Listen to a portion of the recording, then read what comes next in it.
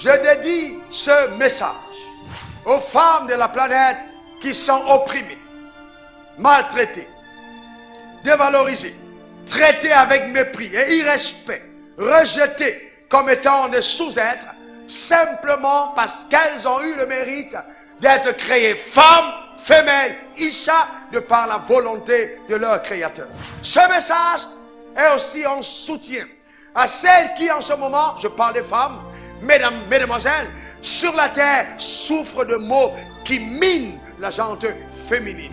Car la société s'est levée, instrumentalisée par Satan pour s'opposer à elle. Et heureusement que Jésus-Christ, l'avocat suprême, a pris la cause des femmes pour restaurer leur dignité. Écoutez-moi très bien, certaines d'entre elles, par beaucoup de courage et de bravoure, sont devenues mères, ont engendré des héros, ont donné naissance à des rois. C'est vrai qu'il n'y a pas eu que des rois, même des brigands qui sont en prison, même les malhonnêtes et les prostituées ont quand même été engendrés. Cet homme mérite que d'avoir reçu de Dieu la confiance suprême de porter en son sein la vie. Je rends grâce à Dieu de ce qu'il a choisi la femme qui est ma mère. Il y a très peu de femmes, il y avait une seule sur la terre qui pouvait être ma mère. Et il y a une seule qui pouvait être ta mère, car Dieu ne fait rien au hasard. Il a regardé tous les ventres chinois, les ventres camerounais, les ventres indiens, les ventres américains, les ventres suisses, les ventres belges. Et il a sélectionné ta mère d'entre plusieurs. Il a dit, c'est elle qui est digne de porter cet enfant. Alléluia. Amen. Vous devez rendre compte que même pour que la parole se fasse chair, la parole a transité dans le ventre d'une femme.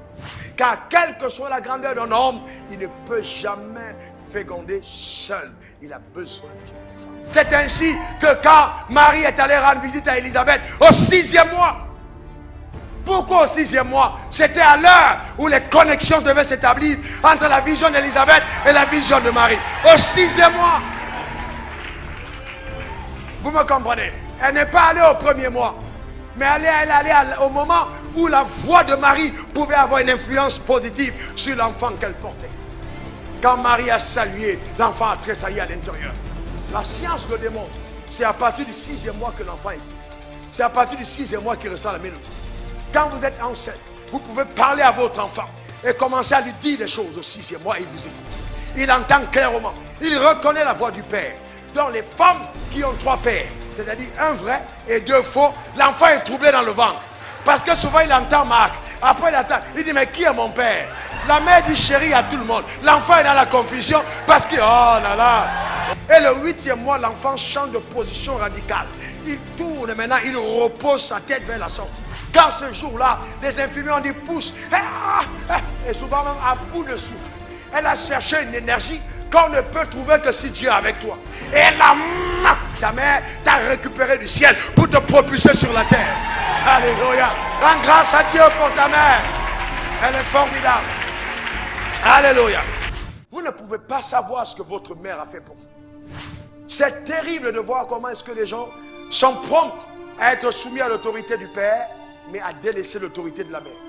Mais la mère, elle a fait beaucoup. Donc nous devons apprendre à honorer nos mères. Quelqu'un qui traite mal une femme est simplement en train de maltraiter, voyez, une mère ou une future mère. Et ça, aux yeux de Dieu, c'est quelque chose qui n'est pas bien. Voyez, vous ne devez jamais résoudre un problème par la violence. Mais nous sommes l'espèce rare qui est en train de démontrer à la terre que nous allons continuer de garder notre identité et la valeur identitaire telle que Dieu l'a voulu. Nous devons sonner la révolte et faire entendre aux autres que c'est une malédiction d'emprunter certaines fois. Est-ce que Dieu peut compter sur toi? Est-ce que Dieu peut compter sur toi? Même s'il y a des oppositions.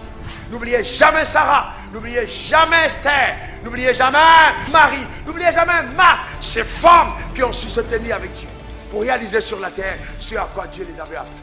Même si tu avais toute l'attention, tout l'amour, tous les bisous de ton mari et que tu ratais ta destinée, femme, tu seras misérable. Ta valeur réelle sera affirmée au ciel quand sur la terre, tu seras en train de faire ce à quoi Dieu t'a appelé. Au-delà de toutes choses, reste focalisé et c'est les intérêts de Dieu. Relève-toi dans ton esprit et dis, je vais agir dans la société Amen. Marque ta génération. Fais quelque chose de différent. Qu'à partir de toi, on se rende compte que ceux qui ont dévalorisé la femme se sont trompés. Reçois la grâce de Dieu. Reçois l'onction de Dieu. Reçois la faveur de Dieu. Reçois sa puissance. Et que Dieu te bénisse éternellement. Au nom suprême de Jésus. Quelqu'un dise Amen 3 fois.